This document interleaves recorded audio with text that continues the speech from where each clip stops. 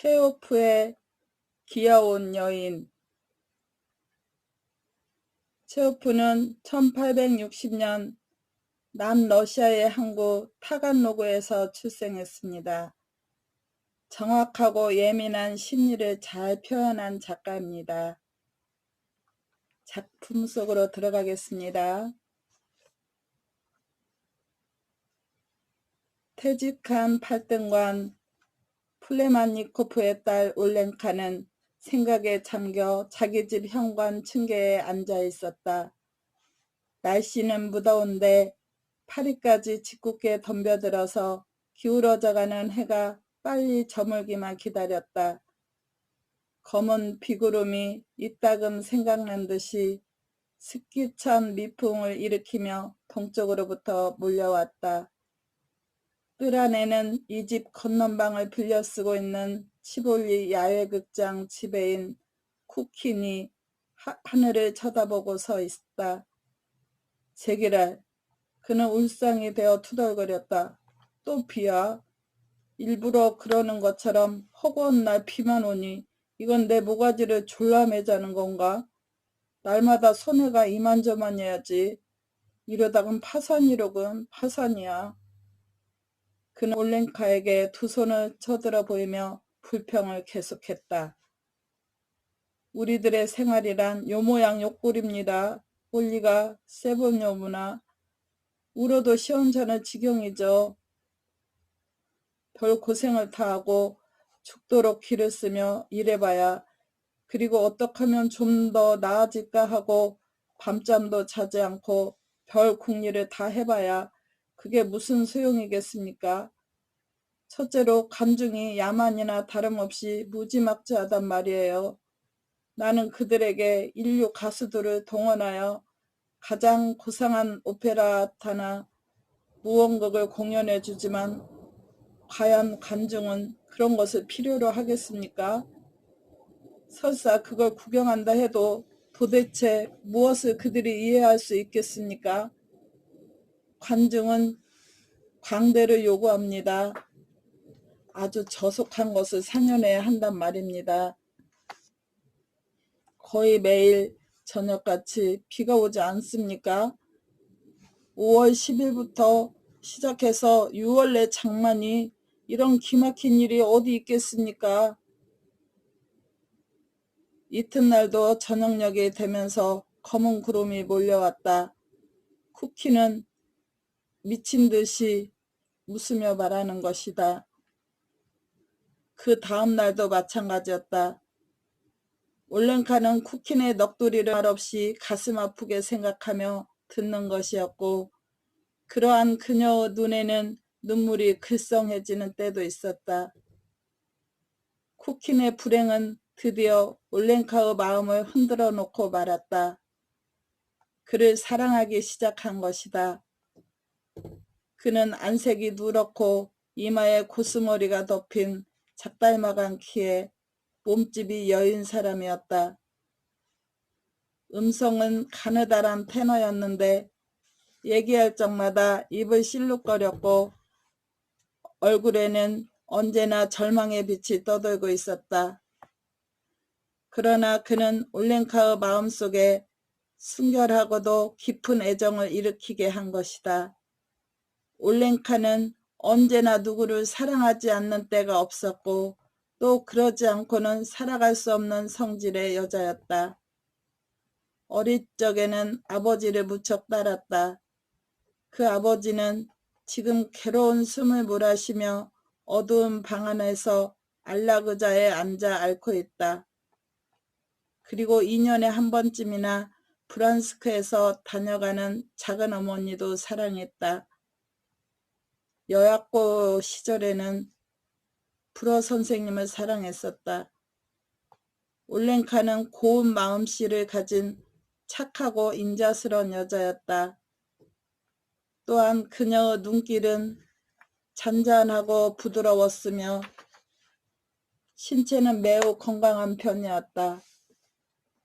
그녀의 통통하고 발그레한 뺨이며 보드랍고 흰 살결에 까만 점이 찍힌 목덜미며 무슨 재미있는 얘기를 들을 때 떠오르는 티없이 상냥한 미소 같은 것을 보는 사내들은 의뢰 거 괜찮게 생겼는걸 하며 자기들도 미소를 짓는 것이었고, 여자 손님들은 얘기를 주고받다가 아이 참 귀엽기도 하지 하며 느닷없이 그녀의 손을 잡아보지 않고는 못 견디는 것이었다.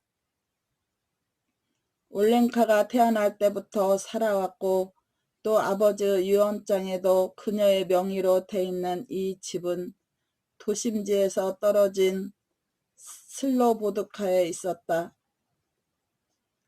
티볼리 야외극장이 가까워서 저녁마다 늦도록 음악소리와 폭죽이 터지는 소리가 들려왔다. 쿠키는 올랭카에게 청혼을 하여 그들은 결혼을 하였다. 그리하여 그녀의 목덜미며 포동포동한 두 어깨를 보게 되었을 때 그는 두 손을 번쩍 쳐들고 이렇게 말했다. 정말 당신은 귀엽구려. 그는 행복하였다. 그러나 결혼식 날에도 밤낮을 두고 비가 온 것처럼 그 얼굴에서는 절망의 빛이 아주 사라지지는 못했다. 결혼 후에 그들은 다정스럽게 살았다. 올랭카는 입장권을 팔기도 하고 극장 안에 여러 가지 일을 거들어 주기도 하며 계산서를 꾸미고 월급을 치러주기도 하였다. 그녀의 발그레한 두 뺨과 티없이 맑고 귀여운 미소가 몇 표교에서 보였는가 하면 무대 뒤나 구내식당에 나타나곤 하는 것이었다. 그리고 그녀는 어느덧 자기 친지들에게 연극이야말로 인간 생활에서 가장 보람있고 또 없어서는 안 될 중요한 것이며 연극을 통해서만 인간의 참다운 위안을 느낄 수 있고 교양을 지닌 인도주의적 인간이 될 수 있는 거라고 곧잘 설명하게 되었다. 배우들도 올랭카를 좋아했다. 그들은 파니치카와나라거나 귀여운 여인이라고 그녀를 부르게 되었다. 그녀는 배우들을 동정해서 많지 않은 돈이면 빌려주기도 하였다. 그러다가 만일 배우들이 약속을 지켜주지 않을 때에도 남편에게 일러 바치는 일은 없었고 그저 혼자서 눈물을 찔끔찔끔 짜고 마는 것이었다. 그러나 쿠키는 노랗게 말라만 가면서 겨우내 경기가 나쁘지 않았는데도 손해가 막심하다고 투덜거리만 했다. 그는 밤마다 콜록콜록 기침을 했다. 그래서 올랭카는 남편에게 딸기라든가 라임을 짜서 끓여 먹이기도 하며 오데코롱으로 찜질도 해주었고 자기의 따뜻한 쇼를 씌워주기도 하였다. 난 당신이 얼마나 좋은지 몰라요. 남편의 머리를 쓰다듬으며 그녀는 다정스럽게 말하는 것이었다. 정말 당신은 좋은 분이셔. 사순제가 되어 쿠키는 극단을 부르러 모스크바로 떠났다. 남편 없이 올랭카는 잠을 이룰 수 없었고 그래서 밤이 새도록 별들만 바라보며 들창가에 앉아 있었다. 그러나 부활절을 일주일 남긴 월요일 날 밤 늦게 불길한 예감을 주는 노크 소리가 들려왔다.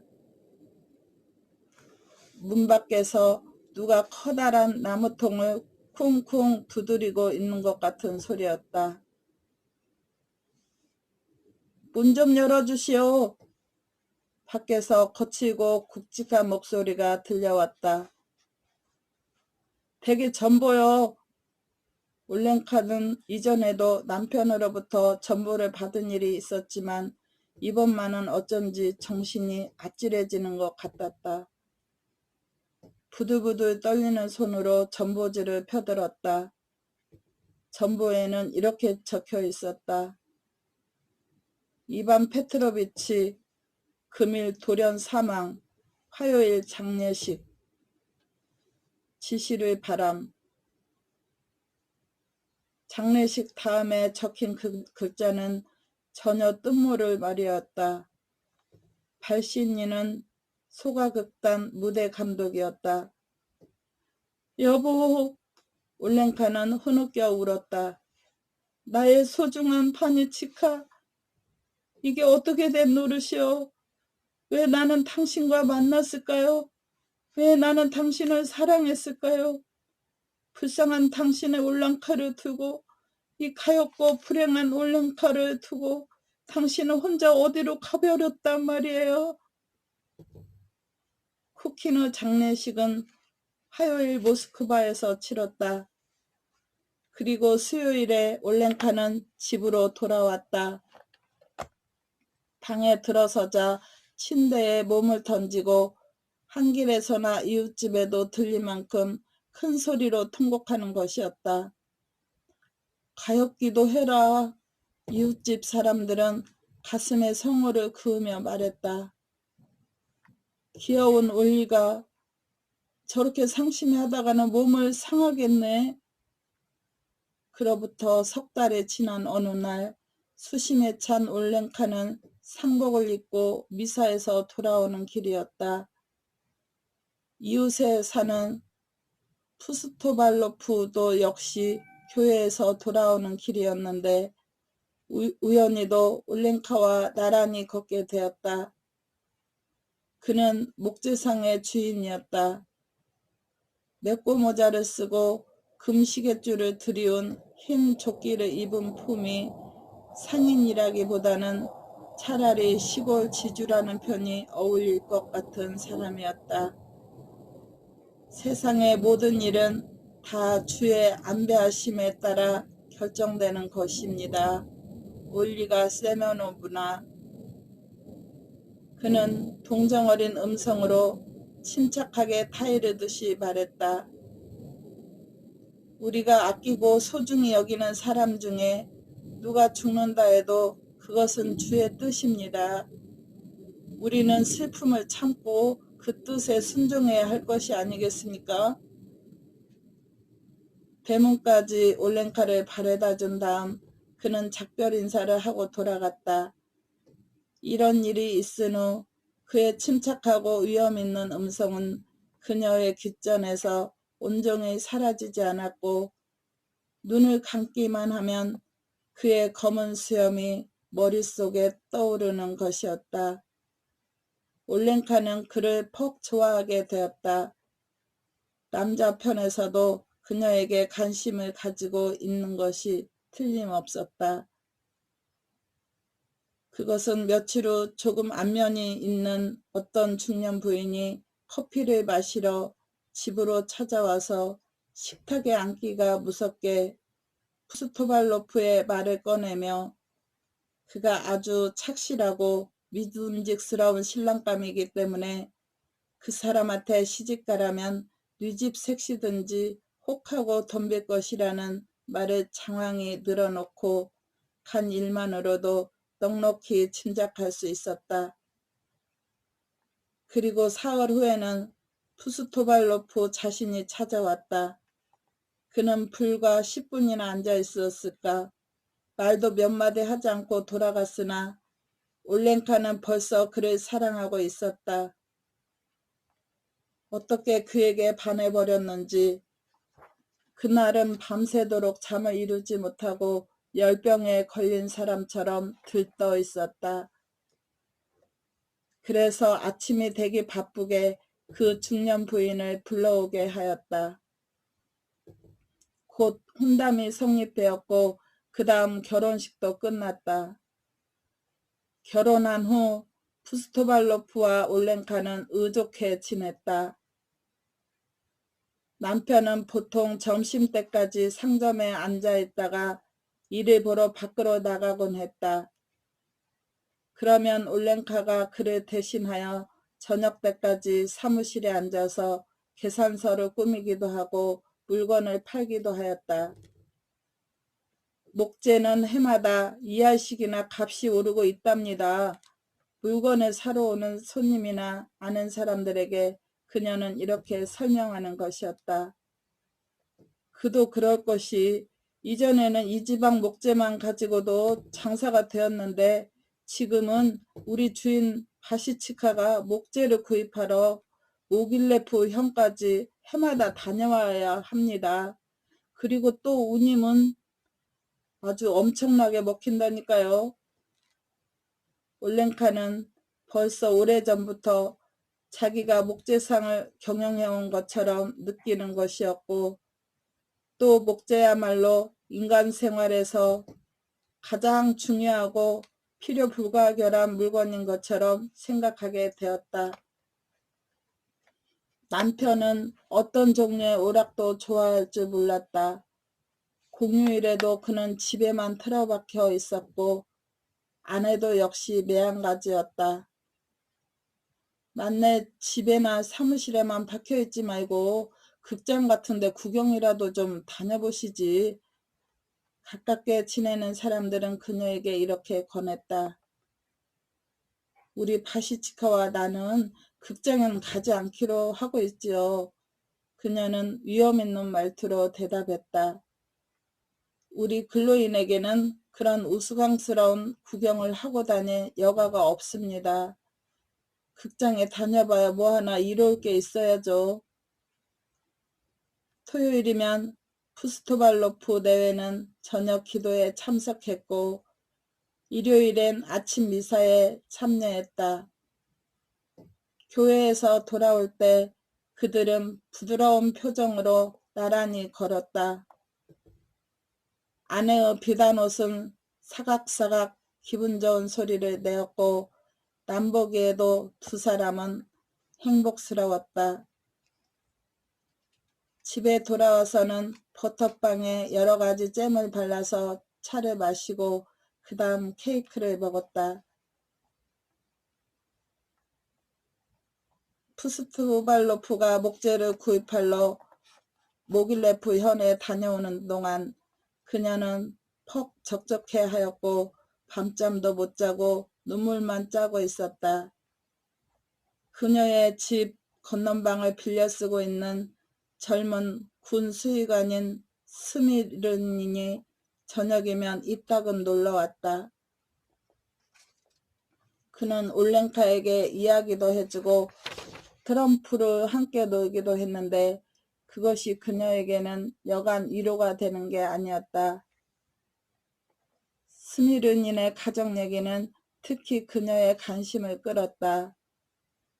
수의관에게는 처와 아들 하나가 있었는데 처의 행실이 좋지 못하여 헤어졌다는 것이다. 그는 지금 자기 처를 몹시 원망하고 있기는 하지만 아들의 양육비로 매달 40루블씩 보내주고 있다는 것이었다. 그런 얘기를 들으며 올랭카는 한숨을 쉬고 머리를 흔들었다.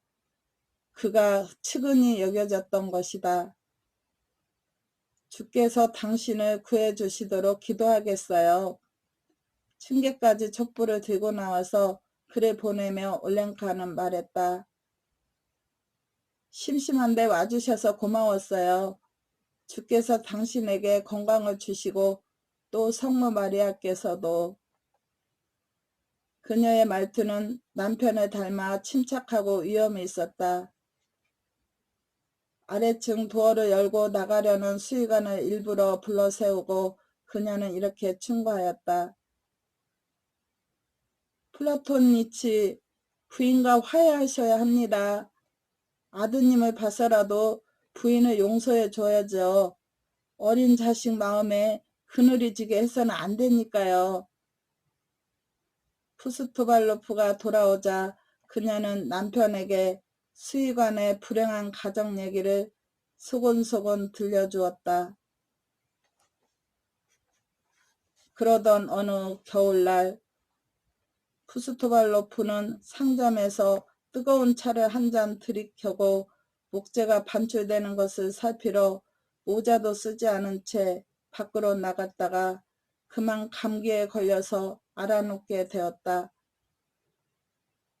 이름난 의사를 불러보았지만 그의 병세에는 조금도 차도가 없더니 넉 달을 누워 앓고는 끝내 죽어버리고 말았다. 올랭카는 다시금 과부가 된 것이다. 나를 두고 당신은 혼자 어디로 가신단 말이오, 여보. 남편의 장례식을 치르고 그녀는 이렇게 통곡하는 것이었다. 당신 없이 나 혼자 앞으로 어떻게 살아가면 좋아요? 내가 가엾고 불쌍하지도 않으세요? 이웃 여러분들이 나를 보살펴 주어요. 나는 이제 사고무친의 고아가 되어버렸어요. 올랭카는 상장에 달린 검은 옷을 입고 모자나 장갑을 끼지 않았으며 교회나 남편 묘지에 가는 이외에는 밖으로 나오는 일이 없었다. 마치 수도원의 수녀와 같은 생활을 하는 것이었다.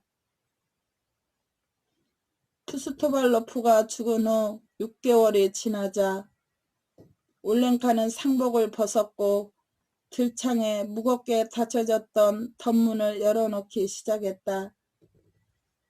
아침이면 이따금 식물을 데리고 시장에 나가는 그녀의 모습을 사람들은 볼 수 있게 되었다.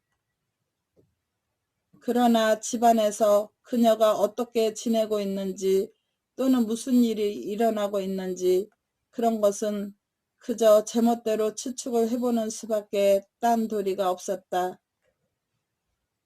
그녀가 뜰 안에 앉아 수의관과 함께 차를 마시고 있다느니 수의관이 그녀에게 신문을 읽어주고 있는 것을 누가 보았다느니 또 우체국에서 어떤 친구를 만나 올랭카는 이런 말 하더라느니 하는 소문이 그러한 추측의 근거가 되었다. 이 고장에서는 가축관리가 제대로 되어 있지 않아요. 그것이 여러 가지 병이 생기는 원인이죠. 우유로부터 병을 얻게 되고 말이나 소로부터 무서운 병이 사람에게 옮는다는 것쯤은 알만도 할 텐데 사실 가축의 건강에 대해서도 사람의 건강 못지않게 세심한 주의가 필요한 거예요. 수의관의 견해를 그대로 남에게 되풀이한 것이다.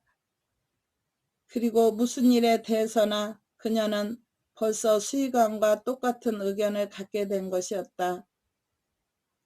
올랭카는 그 누구에 대한 애정 없이는 단 1년도 살아갈 수 없는 여자임이 분명했다. 그래서 그녀는 자기 집 건넌방에서 새로운 행복을 찾은 것이다. 이것이 다른 여자였더라면 사람들로부터 비난을 받았겠지만 올랭카의 경우에는 누구도 악의로 해석하려는 사람이 없었다. 그것이 그녀에게는 너무도 당연하다고 생각했기 때문이다. 올랭카와 수의관은 누구에게도 자기들의 관계가 달라졌다는 말을 입 밖에 내지 않았고 될수록 감추려 했지만 그것은 안 될 일이었다. 올랭카는 비밀이란 것을 가질 수 없는 여자였다. 연대에 같이 근무하는 수의관의 친구들이 놀러오면 올랭카는 그들에게 차를 대접하기도 하고 어떤 때는 밤잠을 차리기도 했다. 그런 좌석에서 그녀는 패스트, 결핵 등 가축의 질병이나 도해지의 도살장과 같은 문제에 대해 늘어놓기가 일쑤여서 수의관을 난처하게 만드는 것이었다. 손님들이 돌아간 후 수의관은 그녀의 손을 붙잡고 화를 내며 나무랬다. 똑똑히 알지도 못하는 그런 얘긴 그만하고 우리 수의끼리 얘기할 땐 제발 말참견 좀 그만둬요. 내 꼴이 뭐가 되겠어. 그러면 올랭카는 놀라움과 불안이 뒤섞인 얼굴로 그를 쳐다보며 묻는 것이었다. 그럼 볼리치카, 난 무슨 말을 하면 좋아요? 그리고 눈물이 글썽해서 그를 껴안으며 성내지 말아달라고 애원하는 것이었다. 두 사람은 행복하였다. 그러나 그 행복도 계속되지는 못했다. 연대가 딴 곳으로 시베리아로 가는 것은 아니지만 아주 먼 곳으로 이동하게 되어 수의관도 연대와 함께 영영 떠나가 버린 것이다. 그리하여 올랭카는 다시 혼자 남아있게 되었다. 이제 그녀는 그야말로 외톨이가 되고 말았다. 그녀의 복스러웠던 얼굴도 이제는 여의고 귀여움은 사라졌다. 거리에서 만나는 사람들도 이전처럼 그녀에게 미소를 던지는 일이 없었다. 분명히 젊고 아름다웠던 시절은 이미 지나가 버리고 다시는 그녀에게 되돌아올 수 없게 된 것이다. 그리고 이제 행복이란 꿈도 꿀 수 없는 그늘진 생활이 새로 시작된 것이다. 해가 기울어지면 올랭카는 현관 층계에 앉아 있었다. 자기 의견을 가질 수 없다는 것이 그녀에게는 얼마나 무서운 일이었는지 모른다. 쿠킨이나 푸스토발로프나 수의관과 함께 지낼 때는 모든 일에 대해 설명할 수 있었고 그럴싸한 자기 의견을 말할 수 있었다. 그러나 지금 그녀의 머릿속과 가슴속은 자기 집 뜰안처럼 공허하였다. 그것은 소름이 끼치도록 무섭고 괴로운 일이 아닐 수 없었다.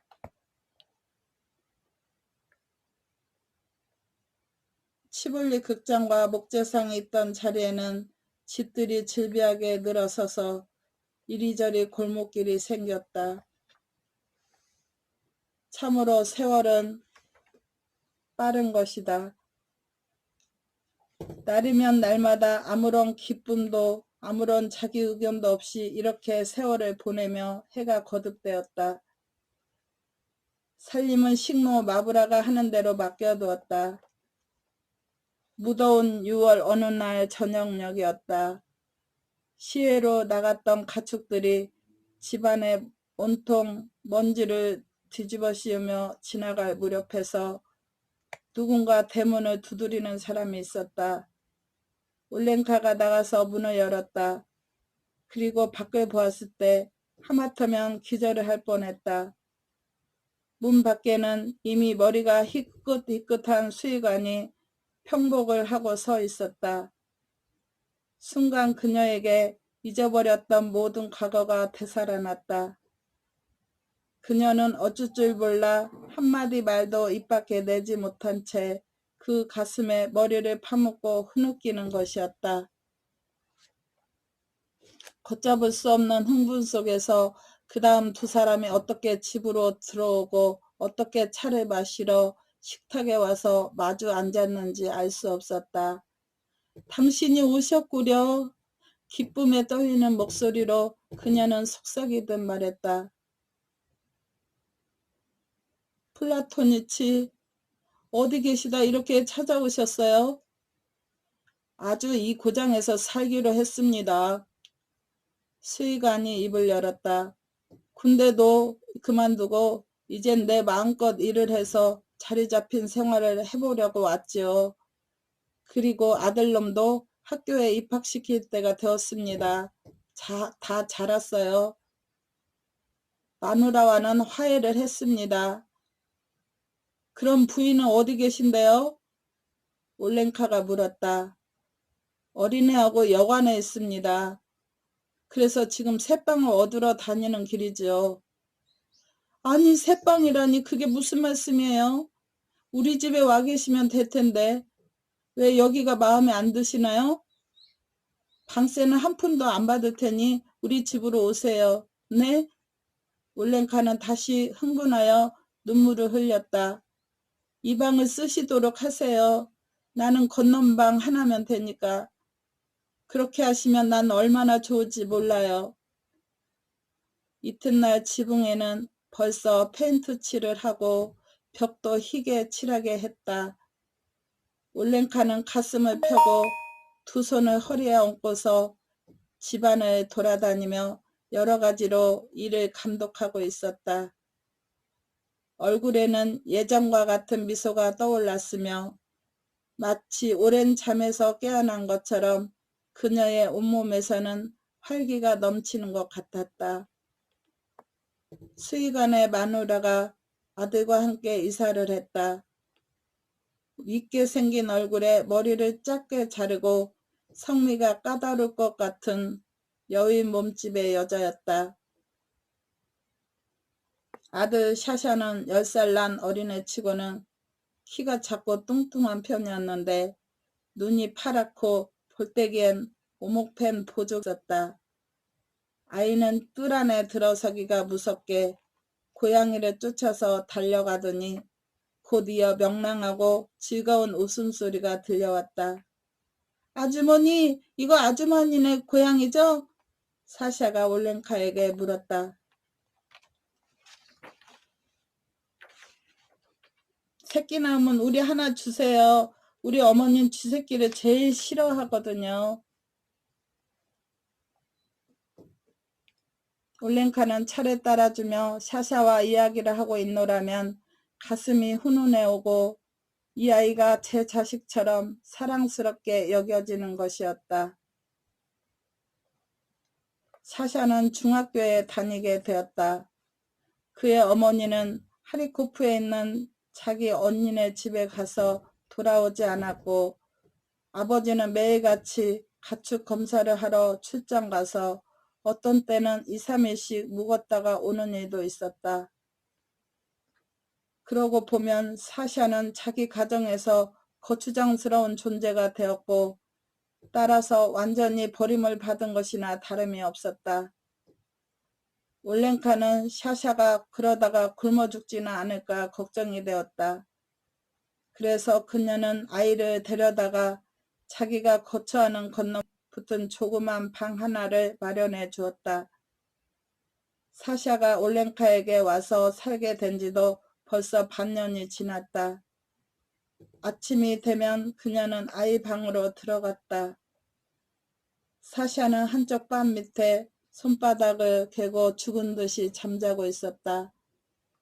아이를 깨우는 것이 가엾어서 그녀는 늘 망설이는 것이었다. 예, 사상카야. 올랭카는 애처로운 듯이 아이를 불렀다. 이젠 일어나거라. 학교에 갈 시간이 되었어.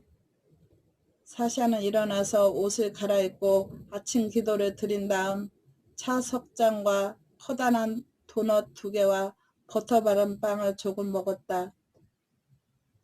조바는 잠이 채 깨지 못하여 뾰로통해서 먹기가 일쑤였다. 그런데 사생카야, 너 학교에서 배운 그 우화 똑똑히 따라 애우지 못했더구나. 마치 아이를 어디 먼 곳으로 떠나보내기나 하는 것처럼 그녀는 이렇게 타일렀다. 나는 항상 내일이 걱정이란다. 열심히 공부하고 선생님 말씀도 명심해 들어야 한다. 알겠니? 아이, 그런 말 제발 그만둬요. 사샤는 이렇게 내쏘곤 하였다. 이윽고 소년이 자기 머리보다 훨씬 큰 모자를 쓰고 책가방을 둘러매고 한 길에 나와 학교 쪽으로 걸어가면 올랭카도 그 뒤를 슬금슬금 따라 나서는 것이었다. 사생카야, 뒤에서 불러세워 가지고는 배추나 카르마를 손에 쥐어주기도 했다. 학교가 있는 골목길로 접어들면 사샤는 몸집이 큰 여자가 뒤에 따라오는 것이 부끄러워서 뒤를 돌아보며 말했다. 이젠 돌아가요, 아주머니. 나 혼자라도 갈 수 있어. 자기와는 아무 핏줄도 없는 이 소년에게 돌에 박힌 오목한 그 보조개의 그 커다란 학생모에 그녀는 자기의 한평생을 눈물과 기쁨을 가지고 바칠 수 있었다. 누가 그것을 대답할 수 있으랴. 사샤를 학교에 바래다주고 올랭카는 흡족하고 평온한 마음으로 천천히 집으로 돌아오는 것이었다. 이 반년 동안에 한결 젊어진 그녀의 얼굴에는 밝은 미소가 떠날 줄 몰랐다. 길에서 만나는 사람은 옛날처럼 그녀에게 친밀감을 느끼며 말을 걸어오게 되었다. 안녕하세요. 귀여운 올리나. 요새 어떻게 지내십니까? 중학교 학과가 아주 어려워졌더군요. 시장에서 올랭카는 이런 말을 하였다. 글쎄 어제는 1학년 애들에게 우허의 암송과 라틴어 번역과 또 수학 문제까지 숙제를 내주었느니 그게 말이 됩니까? 아직 어린아이들에게 부담이 너무 과하지 않겠어요? 그리고 올랭카는 교원들이며 학과며 교과서 등에 대한 사샤에게서 들은 얘기를 그대로 늘어놓기 시작하는 것이었다. 오후 3시에 점심을 먹고 저녁에는 함께 예습을 하기에 땀을 빼곤 하였다. 사샤를 잠자리에 누이며 그녀는 몇 번이나 성호를 긋고 입속으로 기도를 드렸다. 그리고는 사샤가 대학을 마치고 의사나 기사가 되어 마국간과 마차까지 있는 커다란 저택을 가지게 되고 또 결혼하여 자식을 낳고 이와 같이 아득히 먼 미래에 대한 환상에 잠기는 것이었다. 눈을 감고 그런 생각을 하고 있노라면 땀에는 하염없는 눈물이 흘러내렸다. 겨드랑이 밑에서 고양이가 가르릉 코를 골고 있었다. 밤중에 벼랑간 대문을 쾅쾅 두드리는 소리가 났다. 올랭카는 겁을 먹고 벌떡 일어나 앉았다. 숨이 막혔다. 가슴은 두 방망이질을 했다. 잠깐 사이를 두고 다시 노크 소리가 들렸다. 하리코프에서 전부가 왔구나. 온몸을 후들후들 떨면서 올랭카는 이렇게 생각했다. 사샤의 어머니가 그 애를 하리코프로 붙였나 봐. 아, 이 일을 어쩌면 좋아. 올랭카는 절망 속에 빠져들어갔다. 머리와 사지가 얼음장처럼 얼어들었다. 그리고 이 세상에서 자기보다 더 불행한 사람은 다시 없을 거라고 생각하는 것이었다. 그러나 잠시 후 사람의 목소리가 들렸다. 수의관이 클럽에서 돌아온 것이다. 아이 고마워라. 그녀는 한숨을 몰아쉬었다. 가슴속에 뭉쳤던 무거운 것이 차차 풀리며 다시 가벼워졌다. 올랭카는 옆방에서 깊이 잠들어 있는 사샤를 생각하며 자리에 누웠다. 이따금 사샤의 잠꼬대가 들려왔다. 난 싫어. 저리 가. 때리지 말어. 감사합니다. 당신의 인생이 항상 평안하고 행복하기를 바랍니다.